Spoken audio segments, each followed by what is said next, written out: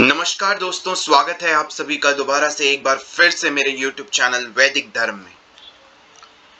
अभी जो समय हो रहा है वो है 10:15 AM और आज तारीख है 3 जून 2022। तो कल हमने चैप्टर 2 पढ़ा था जिसका नाम था द स्क्रिप्चर्स ऑफ सनातन धर्म और आज हम चैप्टर 3 पढ़ने वाले हैं। मैं एक बार फिर से थोड़ा सा इंट्रो नहीं दूंगा, लेकिन मैं बस ये बताना चाहता हूँ कि हम कौन सी बुक से पढ़ रहे हैं। ये इंट्रोडक्शन टू सनातन धर्म ये बुक है बाय श्री धर्म प्रवर्तक आचार्य जी और हम इन्हीं की बुक पढ़ रहे हैं। अब तक हम इंट्रोडक्शन पढ़ चुके हैं, चैप्टर 1 चैप्टर 2 पढ़ चुके हैं। अगर आपने नहीं देखा है और नहीं सुना है तो आप शुरू से सुन सकते हैं। और फिलहाल आज हम चैप्टर 3 पढ़ने वाले हैं, तो चलिए चलते हैं चैप्टर 3 पे। So this is chapter 3।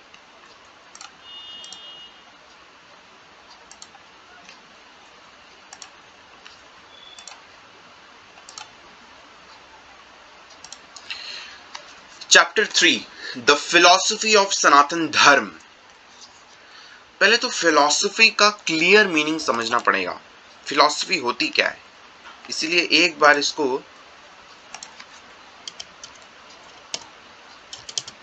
Philosophy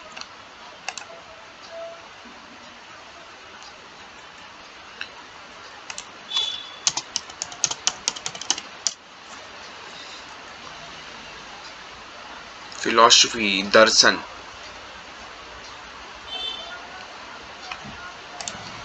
यहाँ पे अगर इंग्लिश में दिखाया जाए तो the study of the fundamental nature of knowledge, reality and existence, especially when considered as an academic discipline.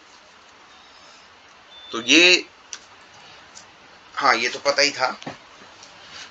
तो फिलॉसफी यानी कि एक प्रकार की नॉलेज है, रियलिटी है, सच्चाई पे बेस्ड होती है वो नॉलेज। ठीक है, तो चलिए अब स्टार्ट करते हैं। It is not possible to fully embrace a spiritual path.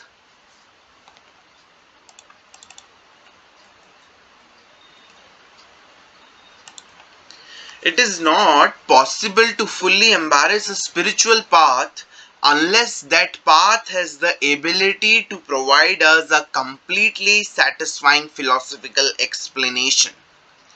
यानी कि यह मुमकिन नहीं है कि हम किसी भी आध्यात्मिक मार्ग को बहुत आसानी के साथ उस मार्ग पर चल पड़े, उस मार्ग को अपना ले, उस मार्ग को अपने जीवन में हमेशा के लिए एक प्रकार से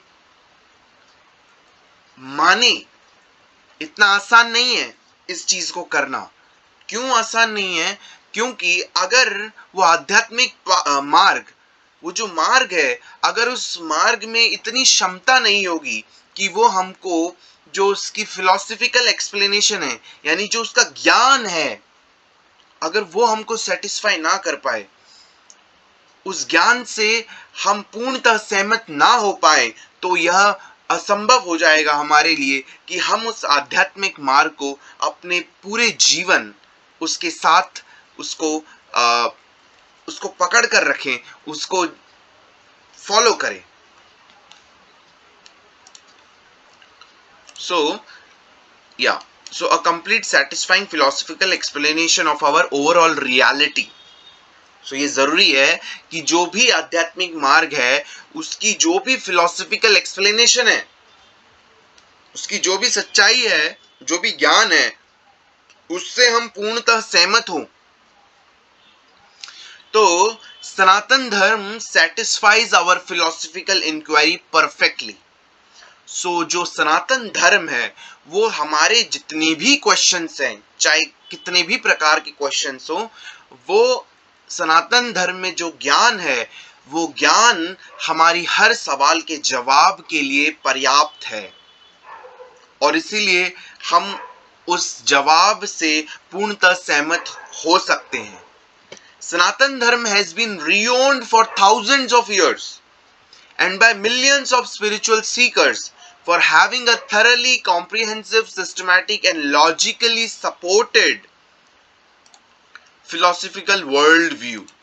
यानी कि जो सनातन धर्म है वो तो हजारों सालों से लाखों आध्यात्मिक ज्ञान को सीखने वाले लोगों के लिए हमेशा से कॉम्प्रिहेंसिव रहा है.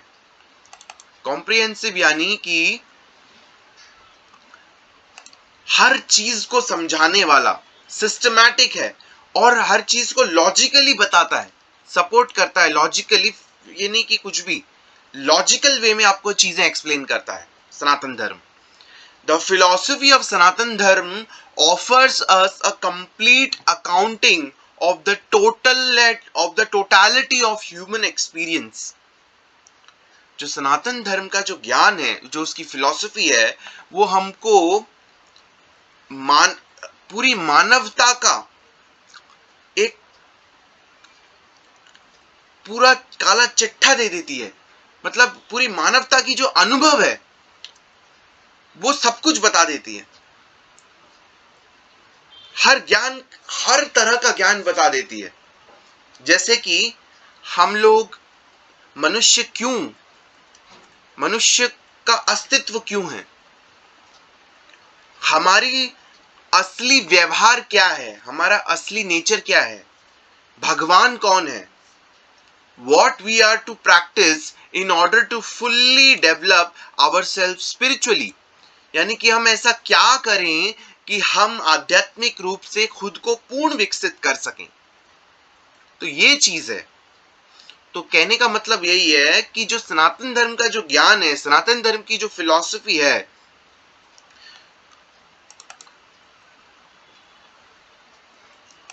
तो ये एक पूरा ऐसा प्रोसेस है जिसमें कि पूरी मानवता की जो एक्सपीरियंस है, कोई भी चीज हो, कोई भी सवाल हो कि हम क्यों एग्जिस्ट कर रहे हैं, हमारा अस्तित्व क्यों है, हमारा असली व्यवहार क्या है, भगवान कौन है, हर तरह के सवाल देने में सक्षम है सनातन धर्म, सनातन धर्म की फिलॉसफी. और कैसे हम आध्यात्मिक रूप से खुद को पूर्ण विकसित कर सकते हैं यह भी बताता है Sanatan Dharma. And how we are to act toward other around us, और हमें कैसे दूसरों के साथ व्यवहार करना चाहिए, यह भी सनातन धर्म बताता है. वैदिक philosophy covers every aspects of the intellectual inquiry. Vedic philosophy जो है वो इंटेलेक्चुअल इंक्वायरी, इंटेलेक्चुअल यानी कि बुद्धिमान या बुद्धिमता, मतलब कि जो जितने भी सवाल होते हैं जो सोचने लायक होते हैं, तो हर तरह के सवाल का जवाब है वैदिक फिलॉसफी के पास. From ontology and metaphysics to epistemology, ethics, aesthetics, politics, economics and cosmology, हर विषय पे सनातन धर्म की फिलॉसफी में ज्ञान है. So Sanatan Dharma is not just a religion. Sanatan Dharma कोई मजहब नहीं है, but is a comprehensive and thoroughly exhaustive philosophy of everything. सनातन धर्म कोई मजहब नहीं है, बट ये तो एक बहुत ही कंप्लीट फिलॉसफी है. हर फील्ड की फिलॉसफी का ज्ञान दिया हुआ है सनातन धर्म में. ठीक है, हर फील्ड के बारे में बताया गया है. यानी दुनिया कैसे चलानी है उसका पूरा प्रॉपर गाइडेंस है सनातन धर्म. हर फील्ड के बारे में, चाहे वो आर्किटेक्चर हो, पॉलिटिक्स हो, साइंस हो, मैथ्स हो, फिजिक्स हो, हर चीज के बारे में है सनातन धर्म के पास knowledge. According to Vedic philosophy which is known in the Sanskrit language as Vedanta. अच्छा, वैदिक फिलॉसफी को जो है संस्कृत में वेदांत बोलते हैं. वेदांत मीनिंग द क्यूलमिनेशन ऑफ विजडम.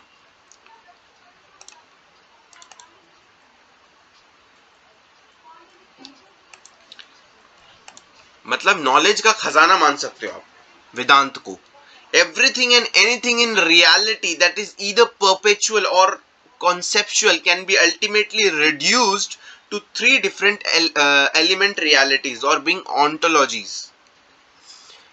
क्या बोलने की कोशिश कर रहे हैं आचार्य जी यहाँ कि everything and anything in reality, मतलब सब कुछ और कुछ भी जो कि सच हो, जो रियलिटी में हो, या तो वो परपेचुअल होगा. परपेचुअल यानी कि हम किसी चीज के बारे में अवगत हो जाएं, ठीक है, या फिर कॉन्सेप्चुअल,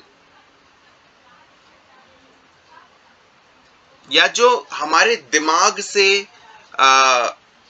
निकली हुई विचारधारा होती है, हमारे दिमाग से निकली हुई विचारधारा या कोई भी कॉन्सेप्ट होता है, तो एक परपेचुअल होता है जो कि होता है कि हम किसी चीज के बारे में अवगत हो जाएं. हमारी जो सेंसेस हैं, नाक, कान, मुंह, आंख, इनके माध्यम से हम किसी चीज के बारे में अवगत हो जाएं. और एक होता है कॉन्सेप्चुअल, जिसमें हम दिमाग से सोचते हैं और दिमाग से अपनी विचारधारा लगाते हैं और अपनी दिमाग की तरह से हम कॉन्सेप्ट को सोचते हैं. सो either perceptual or conceptual can be ultimately reduced to three different elemental realities of being ontologies. यानी कि चाहे वो परसेप्चुअल या कॉन्सेप्चुअल हो, इसको घटाकर हम तीन डिफरेंट एलिमेंट रियलिटीज में बना सकते हैं, जो कि है ऑन्टोलॉजीज. ये एक ऑन्टोलॉजीज क्या है? ये एक मेटाफिजिक्स का ब्रांच है जो कि नेचर ऑफ बीइंग से डील करता है. These three principal realities are: first is God, Shriman, Narayan; second is individual souls, Atman; third is materiality, जगत. ठीक है, यानी कि जब हम परसेप्चुअल और कॉन्सेप्चुअल, ये जो है, ये तीन जब चीजें रिड्यूस करते हैं, तो जो तीन एलिमेंट आता है बेसिकली जो रियलिटी पे होता है, ये प्रिंसिपल रियलिटीज है. पहला है गॉड है, नारायण; दूसरा है आत्मन यानी इंडिविजुअल सोल्स; तीसरा है मटेरियलिटी यानी जगत. using these three categories of being as a starting point, we will now briefly explore the philosophical world of Sanatan Dharma, starting with the most important of these three elemental realities, God. यानी कि ये जो तीन category है, ये starting point है, इनसे पहले कुछ नहीं, यही शुरुआत है. श्रीमन नारायण, आत्मा और जगत. जगत तो मटेरियलिटी होती है, ठीक है. So we will now briefly explore the philosophical world view. अब हम सनातन अब आप जान गए हो कि पहला है भगवान श्रीमन नारायण, दूसरा है आत्मा और तीसरा है जगत. सो अब हम सनातन धर्म के फिलोसॉफिकल वर्ल्ड व्यू, मतलब दुनिया को देख, इस सनातन धर्म के ज्ञान से दुनिया को देखने का क्या नजरिया है, अब हम इसको जान सकते हैं. Starting with the most important of these three elemental realities, God. So God क्या है? श्रीमन नारायण. For सनातन धर्म the absolute reality is God. सनातन धर्म में, सनातन धर्म के लिए तो जो अंतिम सत्य है वो है भगवान या ईश्वर बोल लो, ठीक है. So having a deep belief in God as well as devotion toward God is central to what it means to be a follower of सनातन धर्म. यानी कि भगवान पर पूर्णतः विश्वास करना, पूर्णतः भरोसा रखना और उनकी भक्ति करना ही जो सनातन धर्म की सेंटर में है, भगवान सेंटर में है, तो फिर वो सनातन धर्म का फॉलोअर है, जो भक्ति कर रहा है और जो पूर्णतः भगवान पे विश्वास रखता है. It is not possible to simultaneously an atheist and a dharmi. यानी कि यह मुमकिन नहीं है कि आप एथिस्ट भी हो, यानी कि आप भगवान को नहीं मानते हो लेकिन आप धार्मी हो जाओगे। नहीं, अगर आप एथिस्ट हो तो आप धार्मी नहीं हो सकते। आप एथिस्ट हो तो आप धार्मी नहीं हो सकते, क्योंकि धार्मी कौन होता है?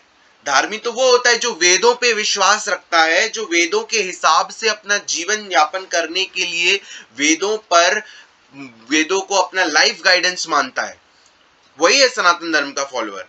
लेकिन अगर आप ये बोलो कि नहीं, मैं विश्वास नहीं करता भगवान पे, मुझे विश्वास नहीं है कि ईश्वर होता है, और आप एथिज्म में विश्वास करते हो, तो आप धार्मी नहीं कहलाए जा सकते। ठीक है? A person is either one और द अदर। या तो पर्सन एथिस्ट होगा या फिर वो धार्मी होगा। कोई आदमी एथिस्ट और धार्मी एक साथ नहीं हो सकता। Knowing God, experiencing God, living presence in one's life and serving God with dedicated love, यानी कि भगवान को जानना, हमारे जीवन में ईश्वर की उपस्थिति को अनुभव करना और भगवान की सेवा करना पूर्ण प्रेम से, समर्पित प्रेम से और पूरी भक्ति के साथ, यही हमारी जो है हमारे जीवन का जो है अर्थ है। जो भी सनातन धर्म को मानता है, जो भी सनातन धर्म को फॉलो करता है, जो भी सनातन धर्म के वेद को पढ़ता है, भगवत गीता, कोई भी ग्रंथ पढ़ता है, या उसका मुख्यतः यही अर्थ है उसके जीवन का। अगर वो फॉलोअर है सनातन धर्म का, तो उसके जीवन का मुख्यतः यही अर्थ है कि वो ईश्वर की भक्ति करे, भगवान की भक्ति करे, भगवान की सेवा करे और भगवान की उपस्थिति जो उसके जीवन में है उसको अनुभव करने की कोशिश करे, और भगवान को जाने, पढ़े, समझे, सुने उसकी बातों को जो वो बोलकर हजारों पहले गया। ठीक है? So but what exactly is God? लेकिन भगवान एग्जैक्टली है कौन? More so than any other religious tradition on earth, the Vedic tradition reveals to us many important facts and details about the nature of God.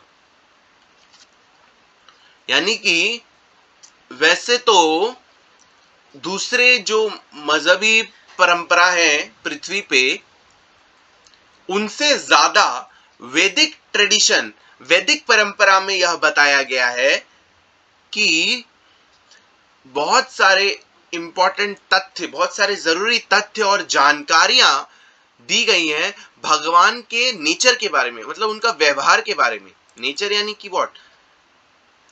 व्यवहार। There are for example many names of God that are found throughout the Vedic scriptures. भगवान के बहुत सारे नाम पाए गए हैं वैदिक स्क्रिप्चर्स में। Each of these names reveals a different attribute, aspects or title of God. हर नाम जो है अलग अलग एट्रीब्यूट, एट्रीब्यूट यानी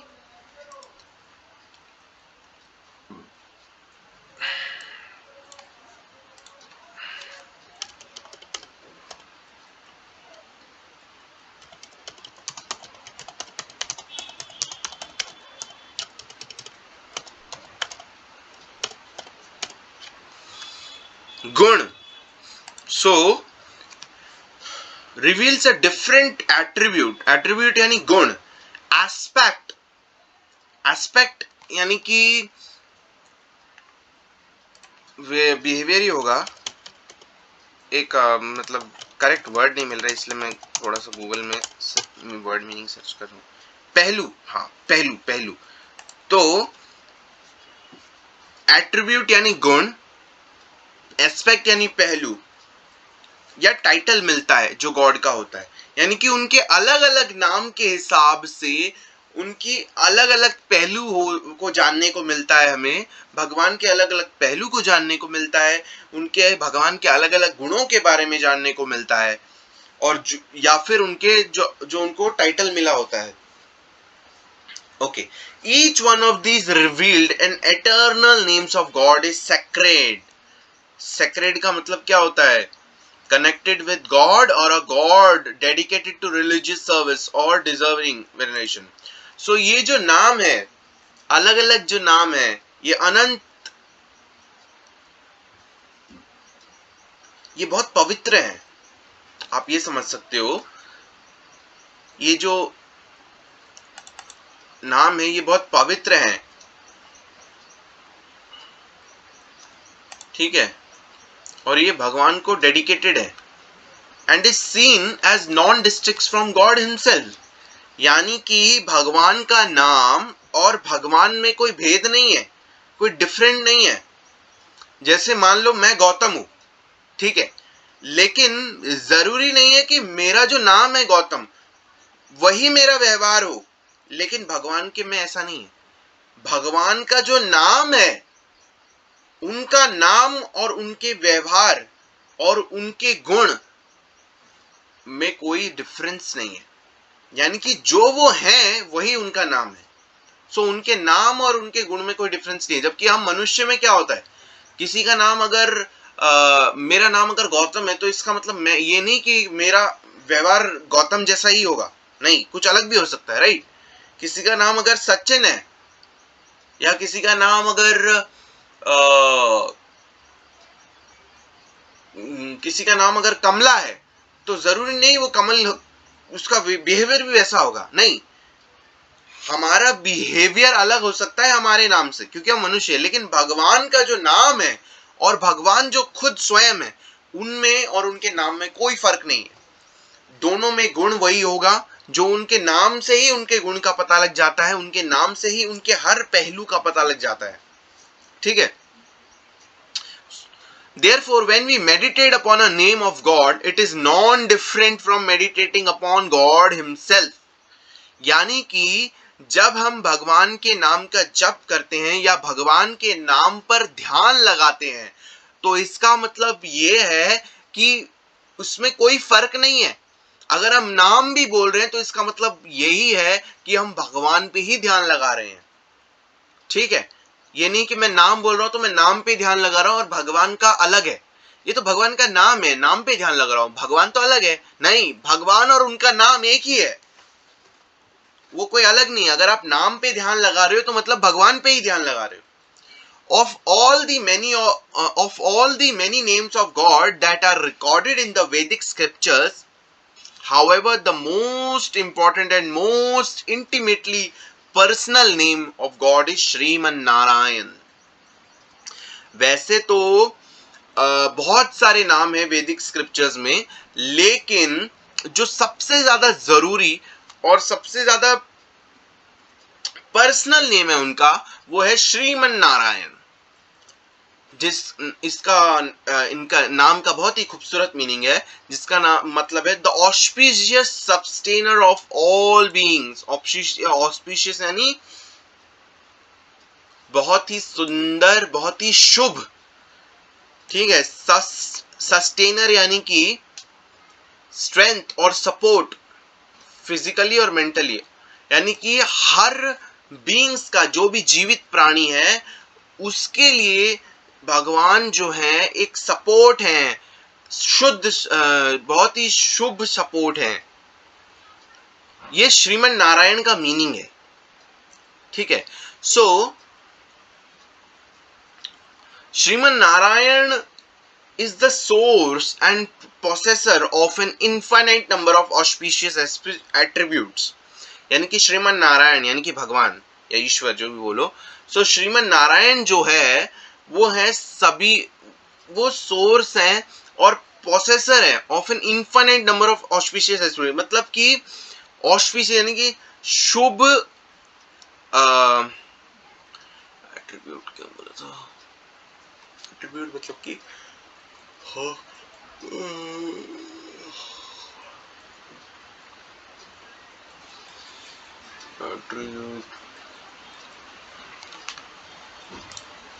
गुण. हाँ. सो बहुत सारे शुद्ध गुण, बहुत सारे शुभ गुण होते हैं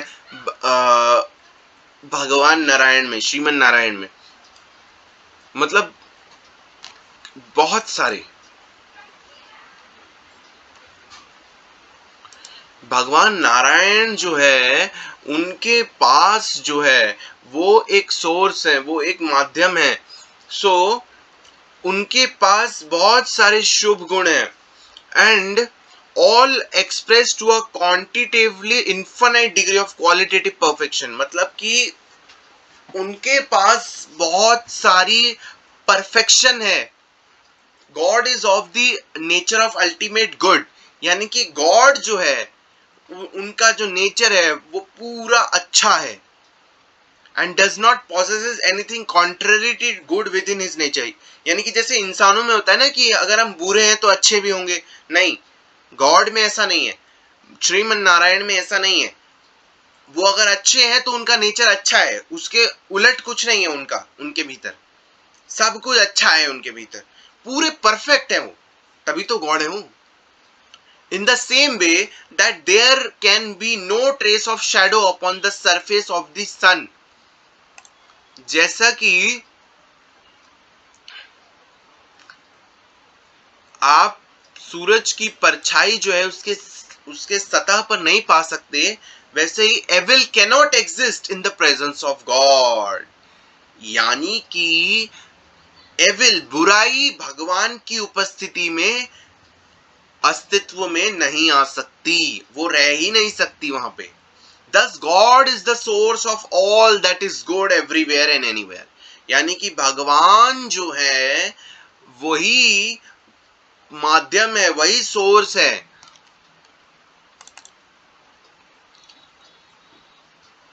ठीक है, वही सोर्स है। जो भी अच्छा हो रहा है या कुछ भी अच्छा हो रहा है, कहीं पर भी अच्छा हो रहा है, सारा सोर्स, सारी अच्छाई का सोर्स क्या है? वो है ईश्वर, भगवान है। God is the source of, for example एक उदाहरण के तौर पे लेते हैं, ऑल ट्रू लव, सब सारा सच्चा प्रेम, विजडम ज्ञान, ब्यूटी खूबसूरती, कंपैशन दया, स्ट्रेंथ शक्ति, फेम नाम, करेज हिम्मत, इटर्निटी यानी कि अमरता, डिसर्मेंट, डिसर्मेंट यानी कि किसी को जज करना अच्छे से, ठीक है, इतनी खूबी होनी चाहिए, इतनी एबिलिटी होनी चाहिए कि हम किसी को जज कर सकें। या फिर डिटैचमेंट यानी कि किसी चीज से वैराग्यता, ठीक है। उसके बाद N abundance among an infinite number of other positive attributes and attainments. यानी कि भगवान में सब कुछ अच्छा है। जहां भगवान है वहां पे कोई बुराई नहीं आ सकती, वहां पे कोई भी बुराई शक्ति नहीं आ सकती। भगवान में इनफाइनाइट अनगिनत अच्छाइयां हैं, अनगिनत गुण हैं उनके अंदर, ठीक है। Consequently, all positive attributes, states of being, experience and qualities that exist in this world that we experience as truly good, healthy and desirable ultimately have God as their source। यानी कि इस पृथ्वी पे या इस दुनिया पे जितनी भी अच्छे गुण हैं, ठीक है, या अनुभव है या कोई भी क्वालिटी है जो एग्जिस्ट करती है इस वर्ल्ड में, जो हम अनुभव करते हैं कि वो अच्छा है, स्वस्थ है या इच्छा रखने वाला है, यानी कि वो सारी अच्छी चीजें भगवान से आ रही हैं, भगवान से आ रही हैं, ठीक है। Whereas God is the infinite, भगवान अनंत है। We living beings also share in many of God attributes but to a finite and limited degree. यानी कि हम जो है हमारे, हम जो जीवित प्राणी हैं, हमारे अंदर भी मतलब हम भी भगवान की कुछ गुण हैं जो शेयर करते हैं, बट हमारे अंदर लिमिट मात्रा में है, लिमिटेड डिग्री में, and due only to having God as the very source of our own being. और भगवान ही हर चीज का माध्यम है। यार सोर्स का हिंदी वर्ड मेरे को दिमाग में नहीं आ रहा, मेरे को ना क्या हो गया यार,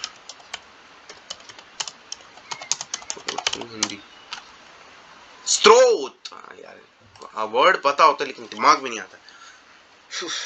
सो भगवान ही हर चीज का स्रोत है, हर पॉजिटिव और हर अच्छाई की स्रोत भगवान है, क्योंकि भगवान जहाँ पे प्रेजेंट होते हैं वहां कोई बुराई नहीं होती।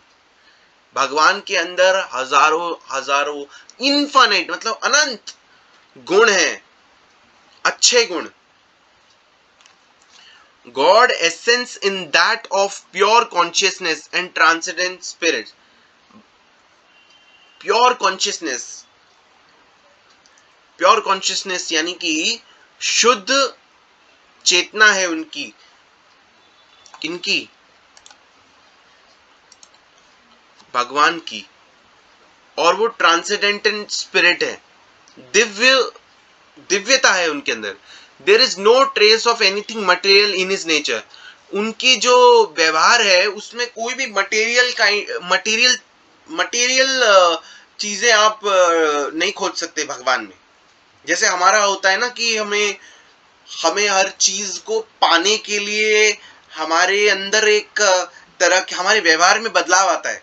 चाहे कोई भी चीज हम पाना चाहते हैं, चाहे वो बड़ी कार हो या कुछ भी हो, लेकिन भगवान में ऐसा कुछ नहीं है। In his essential nature, therefore, God's being is thoroughly transcendent in relation to all of his creation. यानी कि इस हिसाब से जो हम इंसान हैं, हमसे ऊपर है भगवान, और उनके भीतर जो है वो सबसे ऊपर है। बाकी जो भी क्रिएशन है उनसे सबसे ऊपर है उनका जो नेचर है। God is infinitely and superior to physicality, to emotion, to the mind, the intellectual, or anything else that is or not of the nature of his own pure consciousness. मतलब कि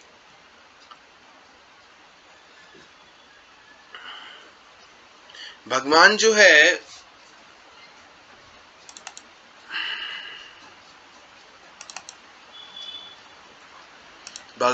है वो फिजिकलिटी में मतलब वो शरीर के रूप से तो सबसे उच्च स्तर में है, ठीक है।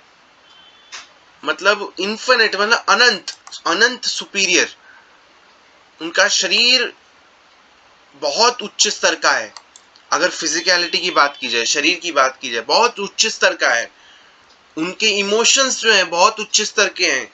उनका दिमाग बहुत उच्च स्तर का है। उनकी बुद्धि बहुत उच्च स्तर की है।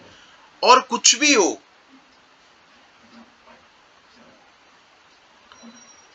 हाँ,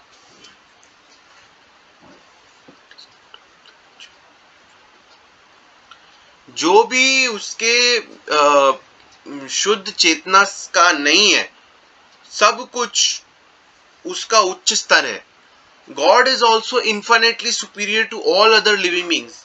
भगवान जो है सबसे सबसे सर्वश्रेष्ठ है, सबसे सर्वोच्चतम है, सबसे ऊंचे हैं हर चीज में। जो भी लिविंग बींग है उनसे तो सबसे सर्वोत्तम है वो। Who all have God as their source and their sustainer. हम लोग तो जो नॉर्मल लिविंग बींग्स हैं, हमारा सोर्स, हमारा स्रोत तो भगवान ही है। बिना भगवान के हमें कुछ नहीं प्राप्त हो सकता। Nothing that is lesser than God can ever overtake. जो भी भगवान से कम है, जो भी भगवान की शक्तियों से, बुद्धि से, हर हिसाब से भगवान से कम है, वो कभी भी भगवान को कंट्रोल नहीं कर सकता। वो कभी भी भगवान से जीत नहीं सकता। जैसे दो बच्चे होते हैं ना, एक होता है बहुत इंटेलिजेंट और दूसरा होता है वीक। तो इंटेलिजेंट हमेशा इंटेलिजेंट रहता है, तो वीक वाला जब कुछ नहीं करता तो ऐसा नहीं है कि यहाँ पे वीक वाला कुछ करके इंटेलिजेंस से ऊपर चला जाएगा। नहीं, ये भगवान के कॉन्सेप्ट में ऐसा नहीं है। भगवान को कोई भी ओवरटेक नहीं कर सकता, क्योंकि उनका कंट्रोल हर चीज पे है। या भगवान के बराबर भी कोई नहीं हो सकता। कोई भी लिविंग बींग, चाहे वो ह्यूमन बींग हो, कोई भी लिविंग बींग हो, वो भगवान के बराबर नहीं हो सकता। He is situated supremely above, वो सबसे ऊंचा है। And beyond both all living beings as well as all insentient matter. This is because all sentient beings, क्योंकि वो सबसे ऊंचा है और सब सारे जीवित प्राणियों से सबसे ऊंचा है, वो सर्वश्रेष्ठ है। क्योंकि जितने भी आत्मा है या जो भी जगत है, जो मैटर है, वो उसकी शक्ति के ही प्रोडक्ट है, एंड आर दस thoroughly dependent upon him for their own existence. मतलब कि हम सभी जो हैं वो उनके ऊपर निर्भर हैं, हमारे अस्तित्व के लिए उनके ऊपर ही निर्भर हैं। क्योंकि भगवान जो है वो कभी भी माया में नहीं गिरते, वो कभी भी इग्नोरेंस नहीं होते, वो कभी भी गलत परसेप्शन नहीं होता उनका कुछ भी। भगवान की जो ज्ञान है, उनकी जो ताकत है, वो पूरी परफेक्ट है, और उनके ज्ञान की कोई सीमा नहीं है। ठीक है, God never ceases to be God.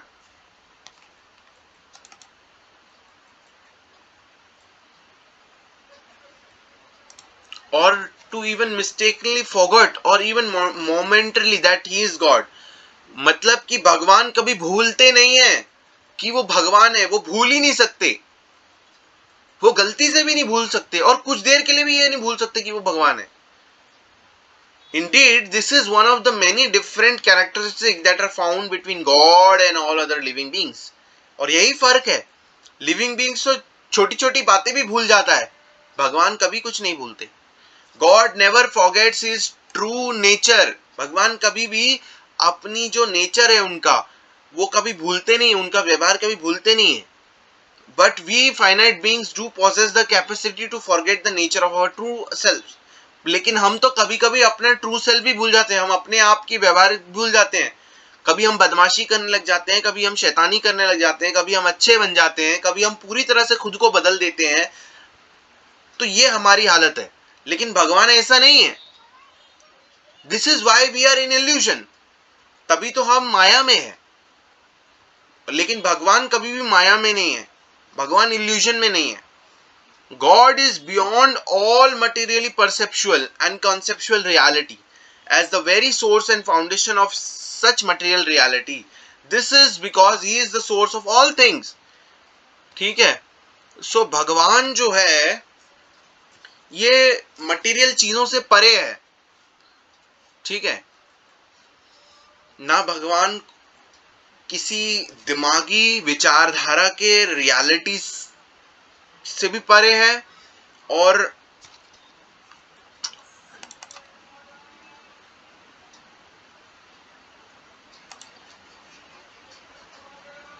हम किसी चीज को जो अनुभव करते हैं या अवगत होते हैं जिस चीज से, भगवान उससे भी परे हैं। क्योंकि भगवान ही सब चीज के स्रोत हैं, वही फाउंडेशन है मटेरियल रियलिटी की। जो भी हम आसपास देख रहे हैं, जो भी हम क्रिएशन आसपास देख रहे हैं, चाहे फल, पेड़, फूल, पौधे, ह्यूमन बींग्स, पृथ्वी, ब्रह्मांड, ये सारा जो मटेरियल रियलिटी जिसे हम समझ रहे हैं, जिसे हम इल्यूजन भी बोलते हैं, इस चीज के सारा स्रोत तो भगवान से ही आता है ना। This is because he is the source of all things. All of reality, both spiritual and material, including every living being, find their origin, their meaning and their ultimate purpose in God. सो जितनी भी सच्चाई है, जो भी सच्चाई है, चाहे वो आध्यात्मिक रूप स्तर पे हो या मटेरियल स्तर पे हो, और सारे लिविंग बीइंग को लेकर जो भी उनका ओरिजिन है या जो भी उनका मीनिंग है, वो उनका अल्टीमेट जो पर्पस है वो है गॉड, भगवान, श्रीमन नारायण। थोड़ा सा समझने में, थोड़ा सा एक्सप्लेनेशन करने में शायद मैं अच्छे से समझा नहीं पा रहा हूँ, लेकिन मे बी और अच्छे से समझ सकते हैं हम इन चीजों को। सो बी जो है इंडिविजुअल सोल्स, दूसरा है आत्मा। टू ग्रेटर और लेसर डिग्रीज कॉन्शियसनेसली, पानी पी के आता हूँ एक मिनट।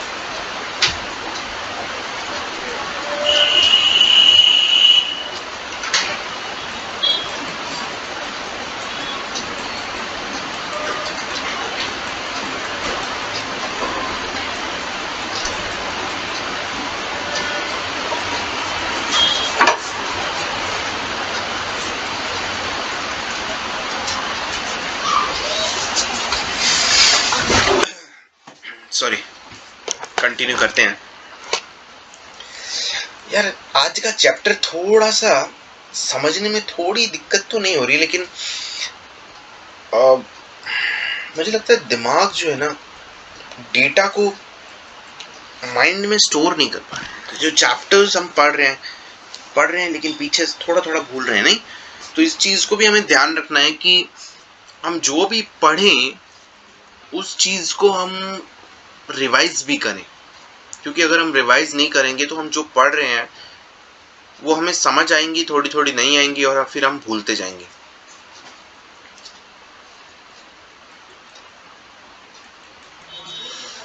ठीक है, चलिए। कहाँ पे थे हम? हाँ, to greater or lesser degree, consciously or unconsciously, all human beings are seeking joy, fulfillment and truth in our lives.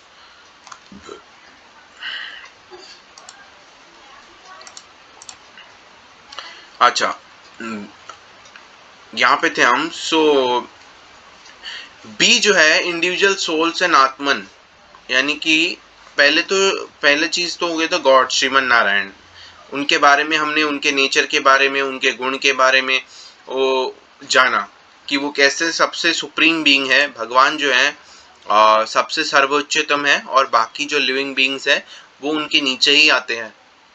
वो कभी भी नॉर्मल लिविंग बीइंग्स जो भगवान ने क्रिएशन किया है वो कभी भी उनके बराबर नहीं हो सकते, उनको ओवरटेक नहीं कर सकते। ठीक है।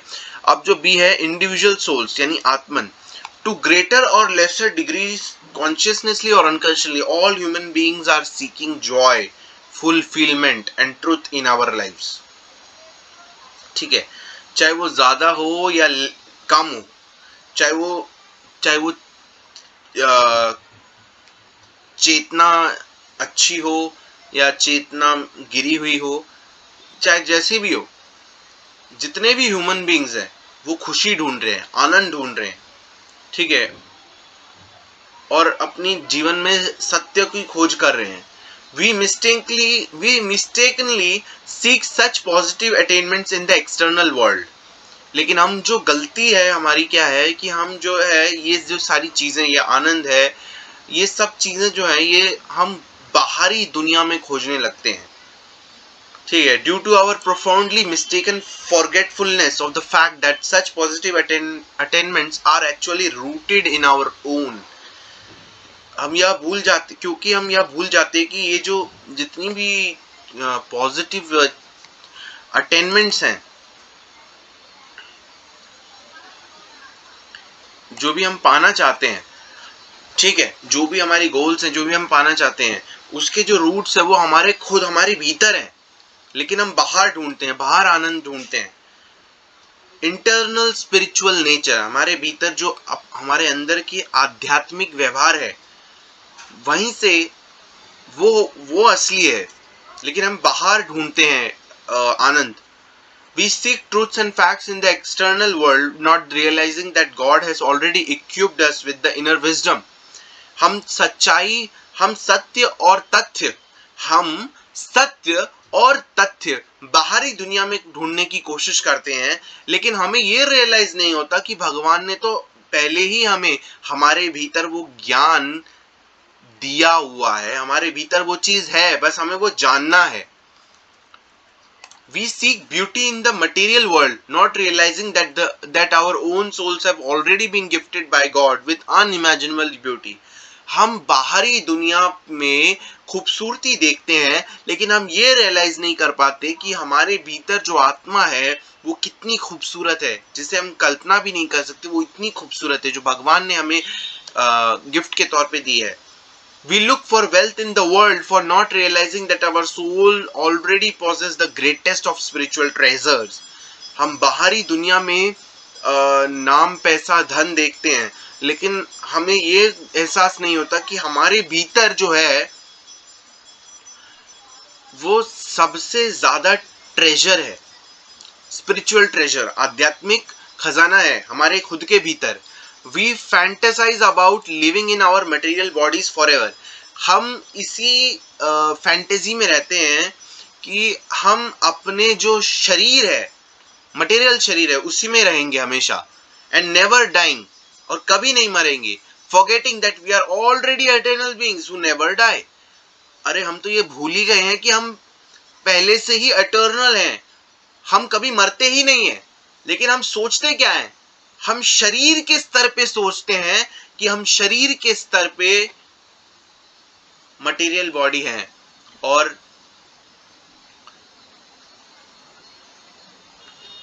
हम कभी नहीं मरेंगे, ऐसा हमारा दिमाग, ऐसा हम इल्यूजन में रहते हैं। लेकिन हम शरीर के स्तर पे तो मरेंगे, लेकिन हम वैसे आत्मा के स्तर पे कभी नहीं मरेंगे। All the positive attainments that we have spent our entire lives looking for in the outer world already exist to complete perfection. ठीक है? All the positive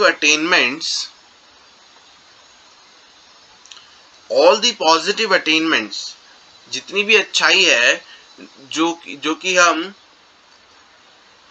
बाहरी दुनिया में खोजने में हमने व्यर्थ किया, वो हमारे अंदर पहले से है, कंप्लीट परफेक्शन के साथ है, with our own God gifted souls, लेकिन वो आत्मा में है। ठीक है? The only reason why we very often do not seem to consciously experience all of these desirable things within is due to the fact that most of us find ourselves in varying degrees of self-created illusion. क्यों ऐसा है कि हम खुद को इस चीज में महसूस नहीं कर पाते? इसका एक रीजन यह है कि हम जो है, हम चेतना से जागृत नहीं, हम चेतना में अनुभव नहीं कर पाते, हमारी चेतना उतनी उच्च स्तर की नहीं हुई है। तभी जो भी हम डिजायर करते हैं, जो भी हम इच्छा करते हैं, वो हमारे खुद के ही इल्यूजन में ढक जाता है। ठीक है? We find ourselves in our current condition of illusion.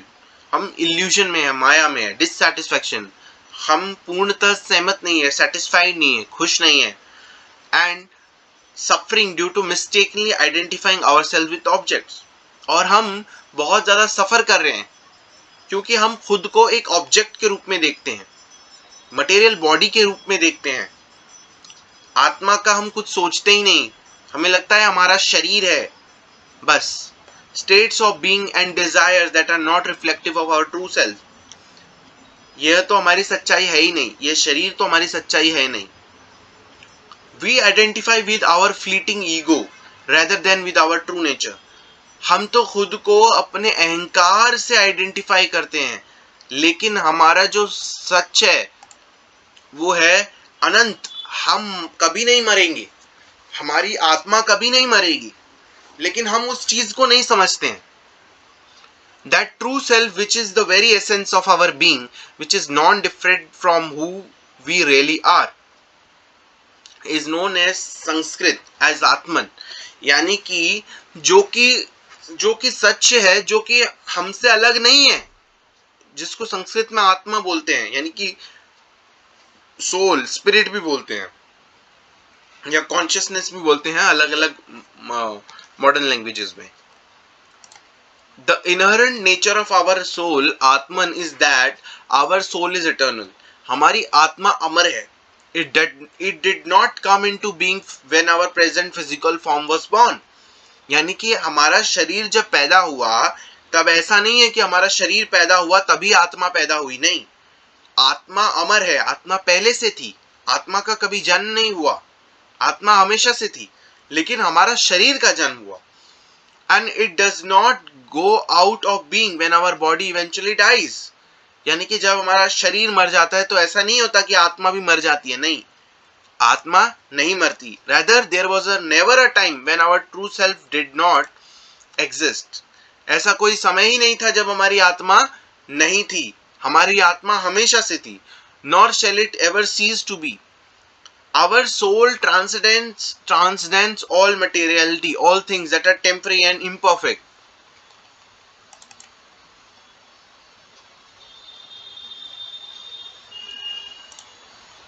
हमारी जो आत्मा है वो सभी मटेरियल चीजों से और टेम्पररी चीजों से, ये ट्रांसेंडेंस क्या होता है? बी और go beyond the range of range. और लिमिट्स ऑफ, हमारी आत्मा जो है किसी भी मटेरियल चीज से, टेम्पररी चीज से या इम्परफेक्ट चीज से भी आगे जा सकती है. Our soul cannot be made by, our soul cannot be made wet by water. हमारी आत्मा को आप गीला नहीं कर सकते. जैसे आपके शरीर में कोई पानी मारे तो आप गीला हो जाते हो, लेकिन आपकी जो आत्मा है उसको आप पानी मारोगे तो वो गीला नहीं हो सकती. और बी ड्राई बाय विंड, या आप हवा मारकर या आंधी तूफान से उसको सुखा नहीं सकते. It can not be cut, आप आत्मा को काट नहीं सकते, आप आत्मा को जला नहीं सकते, आप आत्मा को चोट नहीं पहुंचा सकते. कि आप सोचो कि उसको 5वीं बिल्डिंग या 10वीं ऊंची बिल्डिंग से नीचे गिरा दोगे तो उसको चोट लग जाएगी, नहीं. या आप उसको चाकू से मार दोगे तो उसे चोट लग जाएगी, नहीं.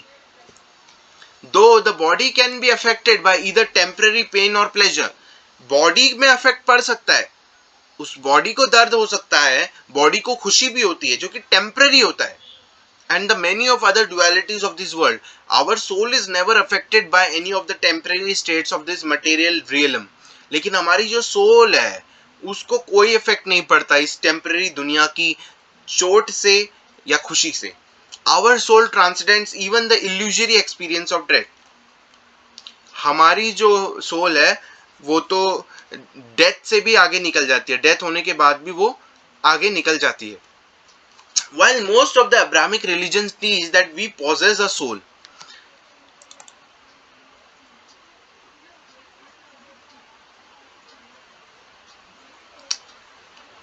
जबकि बहुत सारे अब्राहमिक रिलीजन हैं वो ये कहते हैं कि हम सोल को ओन करते हैं, यानी कि सोल को ओन करते हैं हम, ठीक है. लेकिन जो सनातन धर्म है वो ये नहीं कहता कि हमारे पास सोल है. In the same way that we have a liver और किडनी और स्प्लीन.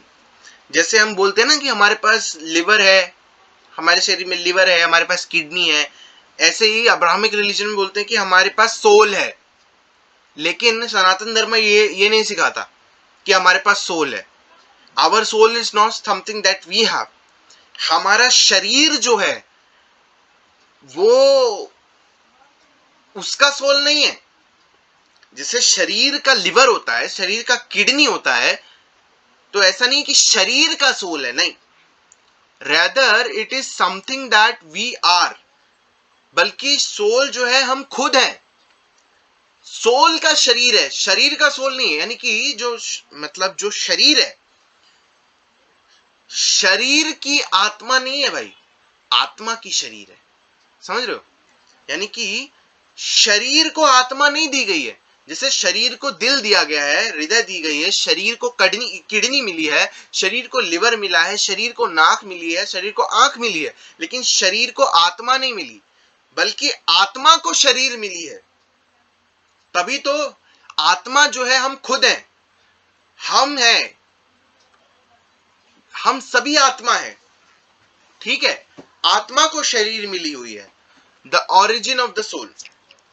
अब पढ़ते हैं ऑरिजिन क्या है सोल का. ईच एंड एवरी सोल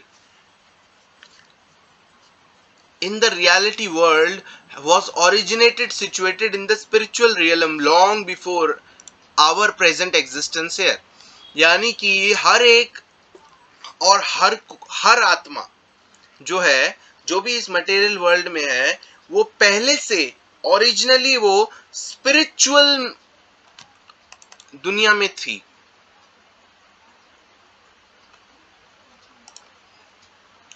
बहुत पहले से, जब हमारा ये शरीर भी पैदा नहीं हुआ था तब वो आध्यात्मिक दुनिया में थी.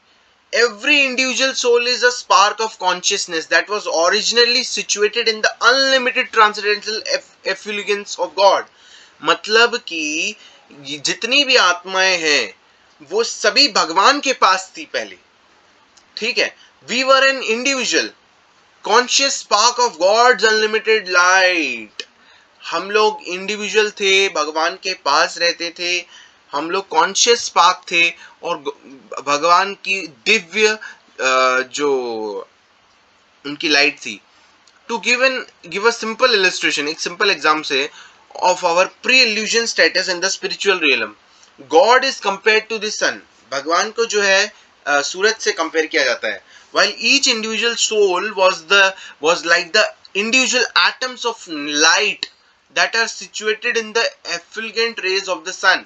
Like the sun, God is our source. We were sustained within the rays of God effulgent energy. मतलब हम सब लोग जो है भगवान की एनर्जी हैं. At a certain point in our personal development of awareness within the spiritual effulgence of God, each individual soul was eventually faced with a free will choice. So हम लोग भगवान की एनर्जी है. जैसे सूर्य की एनर्जी, जब सूरज रोशनी देता है तो रोशनी और कैसे आती है, वो तो सूरज से आती है ना. वैसे ही हम लोग भी भगवान से आते हैं. हम भगवान के पास ही थे, लेकिन जैसे ही हम लोगों को ये अवेयरनेस हुआ, हमारी जो पर्सनल डेवलपमेंट हुई और अवेयरनेस हुआ उस दुनिया में, तो हमको ऐसा लगा कि हमें अपनी खुद की आजादी चाहिए. और इस आजादी में क्या था कि continue exploring our true self in loving relationship with God, और choosing to create an artificial self and exploring our false ego within the material aspects of God power. मतलब एक तो ये था, हमने ये सोचा कि continue exploring our true self, मतलब कि आत्मा अपनी खुद को समझने की कोशिश करेगी भगवान के रिलेशनशिप में रहकर. मतलब ईश्वर को प्रेम करके भगवान के रिलेशनशिप में रहकर खुद को समझने की कोशिश करेगी. और दूसरा ये कि खुद के लिए आर्टिफिशियल जो दुनिया है बनाई गई है, क्रिएशन, वहां जाकर अपने गलत अहंकार को ढूंढेगी, और जो कि वो भी भगवान की शक्ति है. These souls who choose to create an artificial sense of self and to reject God now find themselves in self-imposed state of illusion due to giving in to that false identity and false ego. ये आत्मा ने खुद choose किया है कि वो इस दुनिया में आएगी, वो इस इल्यूजन में रहना है. उसने भगवान को खुद रिजेक्ट किया है. भगवान से दूर जाने का फैसला उसका खुद ही है. And are thus now situated in the material world. और अब उसे मटेरियल वर्ल्ड में रहना पड़ रहा है. The ultimate spiritual purpose of each of us is to eventually attain liberation from our self-chosen illusion, to transcend our suffering in the material world, and to again re-enter into the spiritual realm to reclaim our path toward an eternal relationship with God in His highest spiritual domain, known as Vaikuntha or Kingdom of God. यानी कि दोबारा हमें यह प्राप्त करना है कि हम दोबारा से उसी आध्यात्मिक दुनिया में जाएं और भगवान की वो दुनिया जो है वो है, उसका नाम क्या है, वैकुंठ है, और वहां पे दोबारा से रहें और भगवान के सानिध्य में रहें. ठीक है, तो वहां तक जाने के लिए हमें पृथ्वी लोक पे जो आत्मा आ गई है अब, उसे भी तो अब भगवान को दोबारा से भगवान की भक्ति करनी पड़ेगी. ठीक है. Reincarnation, karma and liberation. सनातन धर्म teaches us that we are not just our physical bodies. सनातन धर्म हमें यह बताता है कि हम लोग सिर्फ ये फिजिकल बॉडी नहीं है, हम लोग शरीर नहीं है सिर्फ. Rather, our eternal souls temporarily inhabit our material bodies for the purpose of living our lives in the material world. हम लोग केवल शरीर नहीं है, बल्कि हमारी जो आत्मा है जो कि अमर है, वो इस पृथ्वी में रहने के लिए, जीवन यापन के लिए एक तरह का शरीर को चूज करती है. ठीक है, तो आत्मा अपने लिए शरीर चूज करती है. आत्मा का शरीर होता है, शरीर का आत्मा नहीं होता. सो उसी प्रकार, in the same way that a person puts on new clothes when the old clothes become old, and turn in a similar way the soul acquires a new body upon death of the old and worn out physical form. जब एक आत्मा का शरीर जो है बूढ़ा हो जाता है, मर जाता है, तो उसको छोड़कर वो दूसरे शरीर में जाने का प्रयास करती है. Thus the soul upon death transmigrate reincarnates to new physical vehicle that is determined in accordance with his personal karma, physical, ethical और unethical actions and our free will decisions. यानी कि जैसे कपड़ा पहनते हो ना, जैसे शरीर का कपड़ा होता है. ठीक है, कपड़ा पहनते हो, अब कपड़ा हर रोज एक तो नहीं पहनते हो, कभी ना कभी कपड़े खराब हो जाते हैं तो उसे धो भी लेते हो, फिर उसके बाद पहनते हो, लेकिन एक टाइम आता है जब आपको कपड़े बदलने ही पड़ते हैं, उस कपड़े को फेंकना पड़ता है, वो काम का नहीं होता वो कपड़ा, फिर फेंक कर दूसरे नए कपड़े भी पहन लेते हो आप।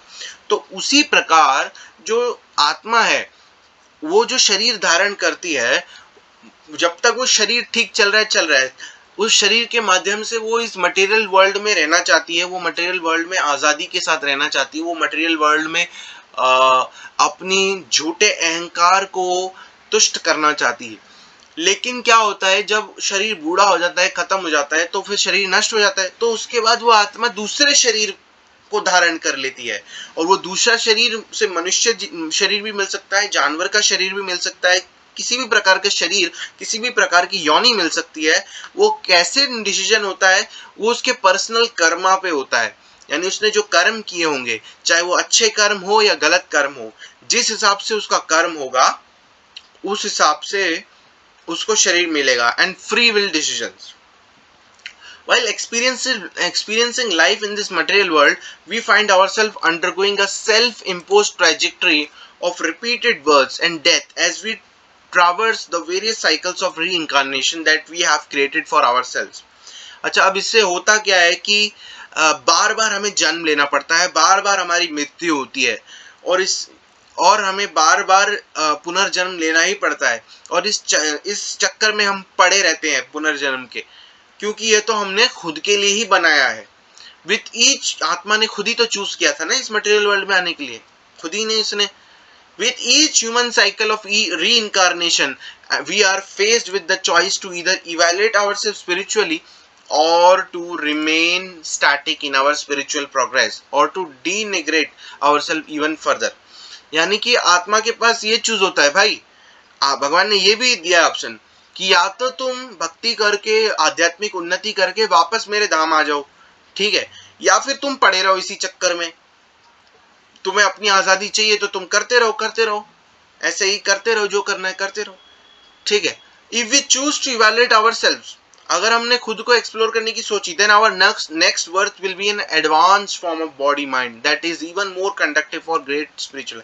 अगर हमने ये सोचा नहीं मुझे भगवान के धाम जाना है या भगवान के वैकुंठ जाना है, तब हमें उसके लिए हमें एक ऐसा जन्म मिलता है जहाँ पे हम खुद, ऐसी एक अच्छी शरीर मिलती है, ह्यूमन शरीर में बोल सकते हैं, जहाँ पे हम आध्यात्मिक उन्नति कर पाते हैं, ठीक है। But if we choose to denigrate ourselves by making bad moral decisions, लेकिन अगर हम खुद को और गिराते हैं, हम ये सोचते हैं नहीं हमें नहीं जाना भगवान के धाम, हम तो यहाँ आजादी से रहेंगे, तो और हम गलत डिसीजन लेते हैं, तो फिर हमारा बर्थ जो है कहीं पर भी हो सकता है, वो किसी जानवर के, पक्षी के, किसी भी प्रकार की योनि में हो सकता है, फिर कोई गारंटी नहीं है, फिर कुछ नहीं हो सकता। दिमाग भी हमारे उसी योनि के हिसाब से हमें मिलेगा, और हम इसी तरह से जन्म मृत्यु के चक्कर में पड़े रहेंगे। What determines whether we will have positive or negative life experience from lifetime to lifetime are the free will moral decision that we make। अच्छा, इससे होता क्या है कि जितनी भी नेगेटिव अनुभव है जीवन में, इस जीवन में हो, अगले जीवन में हो, are free will moral decisions, वो हमारे खुद के डिसीजन है जो कि हम फैसला लेते हैं। And we alone determine whether we will advance और रिग्रेस स्पिरिचुअली, और ये हम खुद फैसला लेते हैं कि हमें आध्यात्मिक रूप से आगे बढ़ना है या नहीं बढ़ना है। इसमें भगवान मटेरियल वर्ल्ड में आपको एक मौका दिया है कि आप स्पिरिचुअली एडवांस होकर वापस घर आ जाओ, या फिर आप वहीं रहो, जो आपकी मर्जी है, आपको आज़ाद रहना है तो आप वहीं रहो। तो ये चीज़ हमें बहुत सोच समझ के सोचनी चाहिए, क्योंकि आज़ादी तो है यहाँ भगवान हमसे फोर्स नहीं कर रहे, नहीं चलो, ऐसा नहीं है, लेकिन जो हम गलत डिसीजन लेंगे तो उसका फिर हमें भुगतना भी पड़ेगा। For every ethical or unethical decision that we choose to make, there will be an equal and opposite reaction in the future that will determine what type of life we will have in our subsequent future। यानी कि जो भी हम गलत या सही फैसला लेंगे, वही फैसला करेगा एकदम इक्वल और ऑपोजिट रिएक्शन उसी के आएगा भविष्य में भी। उसी से फैसला होगा कि हमें किस प्रकार का जीवन मिलेगा आने वाले भविष्य में। इफ वी डू गुड, अगर हम अच्छा करते हैं, we will have good happen to us in the future. अगर हम कुछ अच्छा करते हैं तो हमारे साथ भी भविष्य में अच्छा होगा, अगर हम कुछ बुरा करते हैं किसी के साथ तो फिर हमारे साथ भी कुछ ना कुछ बुरा होगा भविष्य में। This law of the universe is known as the principle of karma. इसको बोलते हैं principle of karma and is design to ensure that justice is always maintained and balance in our conscious. और इसको कर्मा को इसीलिए बनाया गया है ताकि जो है न्याय हो सके। Thus karma is a principle that celebrates our free will choices. जो कर्मा है वो एक प्रिंसिपल है, ठीक है, जो कि हमारी खुद की आजादी की वजह से हमें मिलती है, चाहे वो अच्छी हो या बुरी हो। And that gives us the power to determine our own future. और इसी से हमें अपना भविष्य का फैसला लेने में हमें इतनी आज़ादी मिलती है, चाहे वो अच्छा हो या बुरा हो। Karma is the principle of freedom. Karma जो है वो हमारी आज़ादी का ही एक नतीजा है। The Vedic tradition teaches us that the meaning of life for each of us as individual Atma is to achieve eventual freedom from requiring this cycle of birth. वैदिक परंपरा हमें क्या सिखाती है कि हमारे जीवन का लक्ष्य क्या है। हमारे जीवन का लक्ष्य यही है कि हम जितनी भी आत्माएं हैं वो हम इस जो जन्म मृत्यु के जो ये जन्म मृत्यु जरा व्याधि जिसे बोलते हैं, इसके चक्कर से हम आजाद हो जाएं।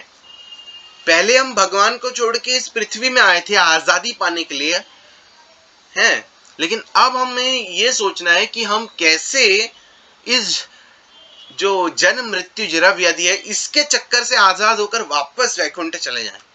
समझ रहे हो? Our goal is to attain spiritual liberation or enlightenment and to reunite with God in eternal devotional relationship.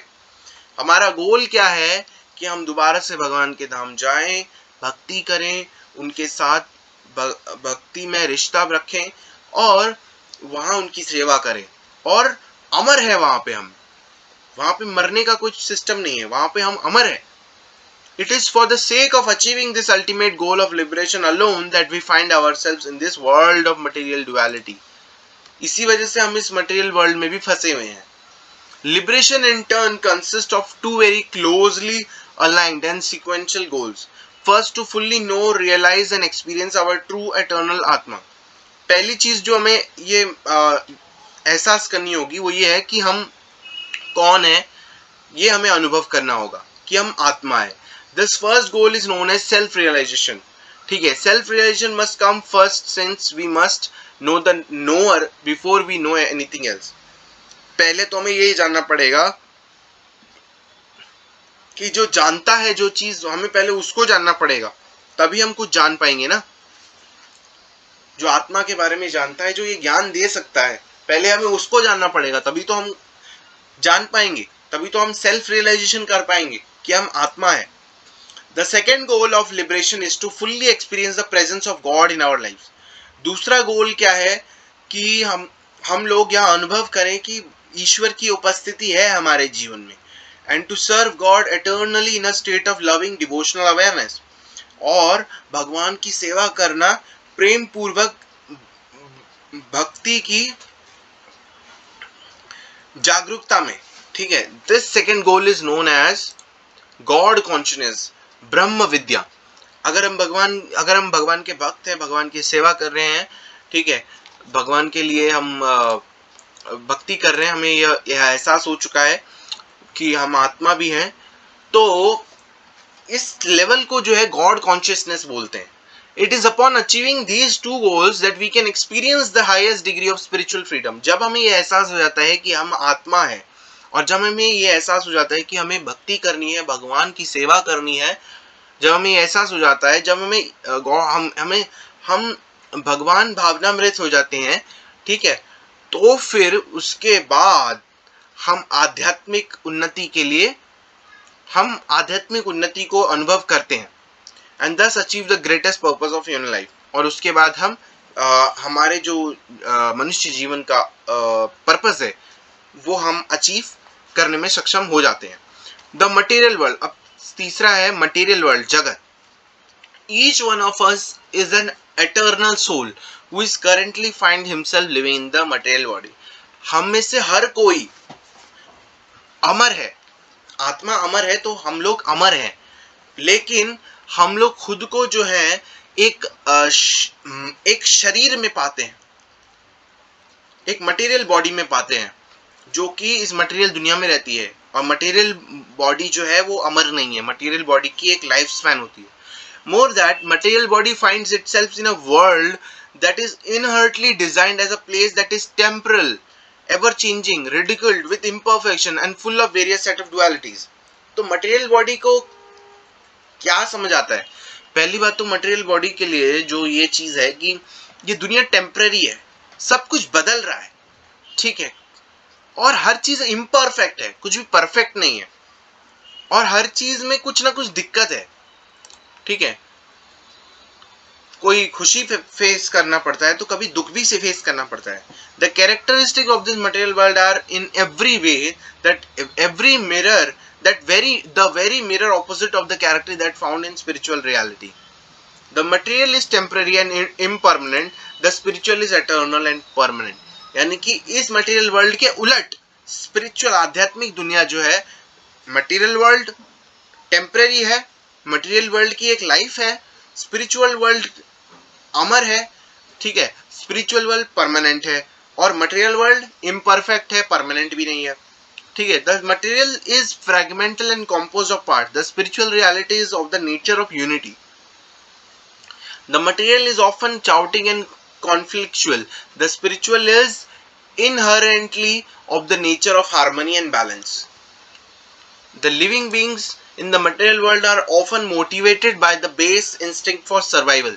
Spiritually liberated beings are motivated by love and compassion. Material world में जो है मोटिवेट किया जाता है कि सर्वाइवल करना है हमें, लेकिन जो स्पिरिचुअल जो है उनको क्या है, उनको प्रेम और दया मोटिवेट करते हैं, ठीक है। Everything in the material world is limited, material world में हर चीज लिमिट में है, ठीक है। The realm of consciousness is boundless, मतलब कि कॉन्शियसनेस जो है बाउंडलेस है, हर चीज मतलब कुछ भी सोच सकते हैं हम, यहाँ पे कुछ भी सोच सकते हैं, कुछ भी चीजें सोच सकते हैं, कोई बाउंड्री नहीं है। चेतना किसी भी स्तर पे नीचे गिर सकती है, चेतना किसी भी स्तर पे ऊपर उठ सकती है, कोई वो नहीं है। Materiality and consciousness are ultimately incompatible. ये जो कॉन्शियसनेस है यहाँ पे, ये पूर्ण तरह से ठीक नहीं बैठती। Thus the material world is not our true home, इसीलिए मटेरियल वर्ल्ड जो है हमारा असली घर नहीं है। The material world however is not in itself to be ever be viewed as being necessarily bad, negative or evil in any way whatsoever. लेकिन जो मटेरियल वर्ल्ड है वो फिर भी इसको ऐसे नहीं देखना कि ये बहुत खराब है या इसमें बहुत बुराई है, जो भी हो। On the contrary, materiality is one of the many powerful energies of the God that exists ultimately in His service. क्योंकि मटेरियलिटी जो है वो भगवान की ही शक्ति है, माया भगवान की ही शक्ति है जो कि भगवान की सेवा में लगी हुई है। That being the case, the material world is in itself neither a good nor an evil place. इसीलिए जो मटेरियल वर्ल्ड है ना तो बहुत अच्छी जगह है ना तो कोई बहुत बुरी जगह है। Rather it is neutral tool that can be used by its illusioned inhabitants for either good or evil purposes. इसीलिए उसकी जो माया है उसका उपयोग करके आप अच्छे और बुरे काम दोनों कर सकते हो। The material world is merely a neutral environment that has been lovingly provided to us by God in order for His temporarily illusioned children to learn and to grow physically. Material world तो इसीलिए है ताकि हम जो भगवान से भटके हुए बच्चे हैं वो ये जान सकें, सीख सकें और स्पिरिचुअली आध्यात्मिक ग्रो कर सकें, ठीक है। तभी ये न्यूट्रल एनवायरनमेंट है। Ideally within the material world we learn our mistakes and grow in our spiritual success. वैसे हम मटेरियल वर्ल्ड में हम अपनी गलतियों से सीखते हैं और अपनी स्पिरिचुअल आध्यात्मिक उन्नति करते हैं। It is up to us whether we use this gift from God as a tool for spiritual good. ये तो हमारे ऊपर है कि हम ये जो भगवान ने हमें गिफ्ट दिया है इसको हम कैसे इस्तेमाल करें, इस मटेरियल वर्ल्ड को अपनी स्पिरिचुअल ग्रोथ के लिए ग्रोथ के लिए इस्तेमाल करें या कुछ अलग करने के लिए। The material world is a gift from God for those of His children who rejected Him for the sake of illusion. Material world उन बच्चों के लिए है, यानी उन आत्माओं के लिए है जिन्होंने भगवान को रिजेक्ट कर दिया माया में जीने के लिए, आजादी के चक्कर में माया में जीने के लिए उन्होंने भगवान को रिजेक्ट कर दिया कि भगवान के साथ नहीं रहना, हमें तो आजादी चाहिए, हमें तो अलग से रहना है, अलग से दुनिया में रहना है जिसमें माया है. The world exists in order to eventually re-embrace God as our source and ultimate goal. The material world is a realm in which we have mistakenly chosen to fully exercise our false ego and artificially sense of identity and to explore our own material desires. The world exists in order to help us eventually remember God as our source and तो ये जो दुनिया है ये exist इसलिए कर रही है ताकि हमको ये एहसास हो पाए कि हमें भगवान के धाम जाना है, हमें वैकुंठ जाना है, ये हमारे टेम्परेरी घर है, यहाँ पे हमें हमेशा के लिए नहीं रहना है और हमें जन्म मृत्यु के चक्कर में बार बार नहीं पड़ना है. The material world is realm in which we have mistakenly chosen to fully exercise our false view. Material world तो है लेकिन हमने गलती से इसको चूज कर लिया ताकि हम अपने झूठे अहंकार को हम अभ्यास कर सके और ये जो हमें कान नाक आंख मुंह मिले हैं, ये जो हमें नकली आइडेंटिटी, एक आर्टिफिशियल आइडेंटिटी मिल गई है, उसको हम एक्सप्लोर कर सके, उसको हम जान सके, मटेरियल डिजायर को समझ सके और इस चक्कर में गलत फैसला हमने ले लिया. This state of illusion will continue for us until the time eventually comes when we finally choose to fulfil our life's true purpose of learning how to transcend the material world by fully acknowledge the ultimate source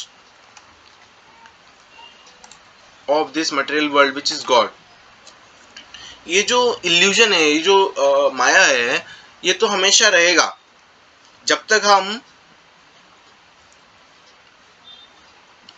तक हम उस सच्चाई तक नहीं पहुंचते कि हमारे जीवन की सच्चाई क्या है और हम सीखने का प्रयास नहीं करते कि हम कैसे इस मटेरियल दुनिया से आगे बढ़ सकते हैं.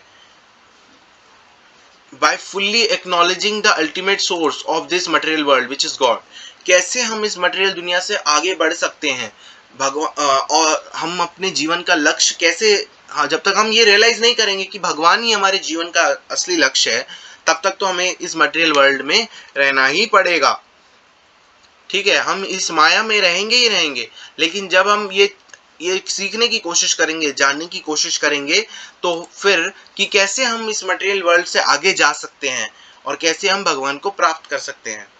In this way, the material world around us can be compared to a very good school.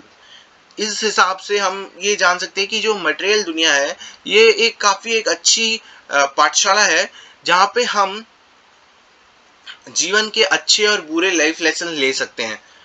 ठीक है.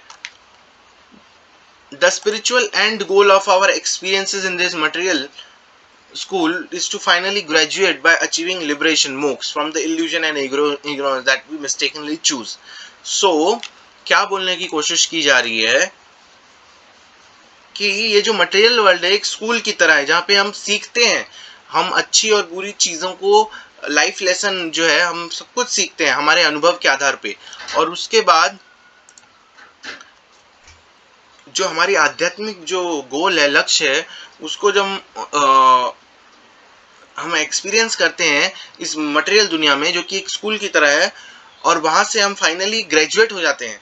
जब हम ये सीख लेते हैं, जब उस स्कूल से हम सब कुछ सीख लेते हैं कि हाँ ये दुनिया हमारे लिए नहीं है और भगवान हमारा असली लक्ष्य है, तो हम हर चीज़ को जब समझ जाते हैं तो उसके बाद हम ग्रेजुएट हो जाते हैं. ग्रेजुएट कैसे हो जाते हैं? जब हमें मोक्ष मिल जाता है, इस माया से मोक्ष मिल जाता है, मुक्ति मिल जाती है इस माया से, और जिसको हमने खुद ही गलती से चुन लिया था अपनी फॉल्स ईगो में आकर. It is upon achieving such liberation from our illusion that we now fully understand the nature of the material world around us, not merely a place of suffering and hardship, but as a schoolhouse that has been lovingly provided to us by the infinite grace of God. हम ये तो इस हिसाब से हम ये भी सोच सकते हैं कि ये जो मटेरियल वर्ल्ड है यहाँ पे सिर्फ सफरिंग ही नहीं करना या बहुत ज़्यादा सफरिंग ही नहीं करना, बट यहाँ पे इसको हम एक स्कूल हाउस की तरह भी देख सकते हैं जो भगवान ने हमें दिया है ताकि हम समझ सकें कि हमें क्या चाहिए, हमें मटेरियल दुनिया चाहिए या भगवान के पास जाना है. It is with this proper vision that materiality itself can be used in God's service. और इसी विजन के हिसाब से हम ये समझ सकते हैं कि मटेरियलिटी को भी भगवान की सेवा के लिए यूज कर सकते हैं. This is because every positive thing in this material world can be transcendentalized by the spiritual motivated person in the direct service of God. और इस हिसाब से मटेरियल वर्ल्ड की हर चीज को भगवान की सेवा के लिए हम लगा सकते हैं. In this way, the sincere follower of Dharma approaches his life in the world in a very positive and joyful manner. और इस तरीके से वो जो मटेरियल मतलब जो धर्मा का फॉलोअर है वो अपने जीवन को इस हिसाब से लेता है, तो फिर वो बहुत ही सकारात्मक और बहुत ही आनंदमय जीवन जी सकता है. He can live a life which he balances his spiritual insight with his material needs. Such a way that he rejects nothing that helps him to further his loving service toward God and toward all living beings. और जब वो आध्यात्मिक तरह की सोचता है तो फिर वो हर उस चीज को रिजेक्ट करता है जो कि उसको भगवान की तरफ नहीं ले जाता, जो कि भगवान की सेवा नहीं है और जो कि दूसरे जो जीवित प्राणी हैं उनके लिए ठीक नहीं है. तो ऐसी किसी भी चीज को वो रिजेक्ट कर देता है. जो ऐसी मटेरियल नीड्स को वो रिजेक्ट कर देता है जो कि ना तो भगवान की सेवा है ना तो दूसरे जो जीवित प्राणी है उनके लिए ठीक है. सनातन धर्म is thus a life affirming world view that encourages us to live a life of spiritual balance and harmony even while still situated in the material world. So जो सनातन धर्म है ना वो एक ऐसा जीवन समझ लो, एक ऐसा ज्ञान है जो कि हमें ऐसा जीवन जीने के लिए प्रेरित करता है. और सनातन धर्म में जो ज्ञान है उस ज्ञान के हिसाब से हमें दुनिया को देखने के लिए हमें प्रेरित करता है और हमें जीने के लिए प्रेरित करता है ताकि हम अपनी आध्यात्मिक जीवन को बैलेंस कर सके और शांति प्रिय तरीके से हम इस मटेरियल दुनिया में रह सके. ठीक है, अब अगला चैप्टर है सनातन धर्म प्रैक्टिस, ये बाद में पढ़ेंगे, कल पढ़ेंगे. तो उम्मीद है थोड़ा बहुत समझ आया होगा. वैसे ये थोड़ा सा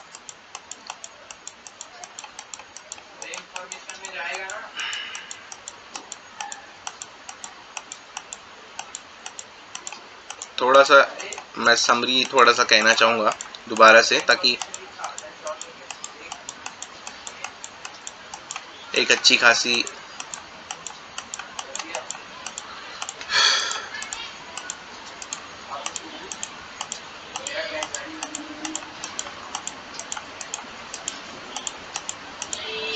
चैप्टर 3 पूरा हो गया है, लेकिन अभी थोड़ा सा उसका समरी मैं बताने वाला हूँ.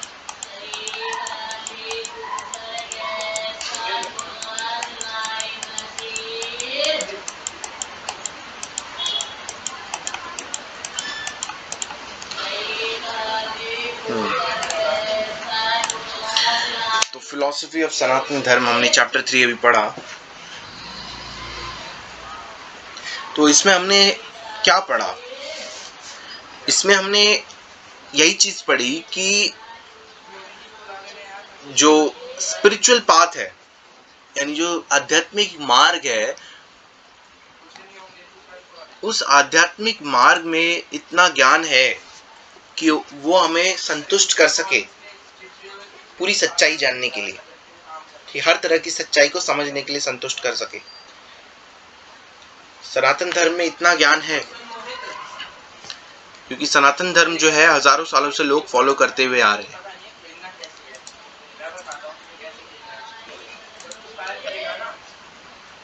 तीन प्रिंसिपल बताए कि गॉड, श्रीमन नारायण, आत्मन और जगत. श्रीमन नारायण में श्रीमन भगवान के एट्रीब्यूट्स क्या है, उनके गुण क्या है, ये सब बातचीत हुई. फिर आत्मा में आत्मा क्यों आई है इस दुनिया में, इस पे बात हुआ. आत्मा भगवान अपनी आज़ादी के लिए इस दुनिया में आई है और भगवान को छोड़कर वो इस दुनिया में आई है. लेकिन अब वो इस दुनिया में जब आ गई है, जब उसे यह रियलाइज हुआ कि यह दुनिया टेम्पररी है, यहाँ पे जीवन मृत्यु का चक्कर है, यहाँ पे बार बार मरना पड़ता है, फिर जीवन पाना पड़ता है, और वो भी कोई गारंटी नहीं है कि ह्यूमन फॉर्म ऑफ लाइफ मिलेगी नहीं मिलेगी।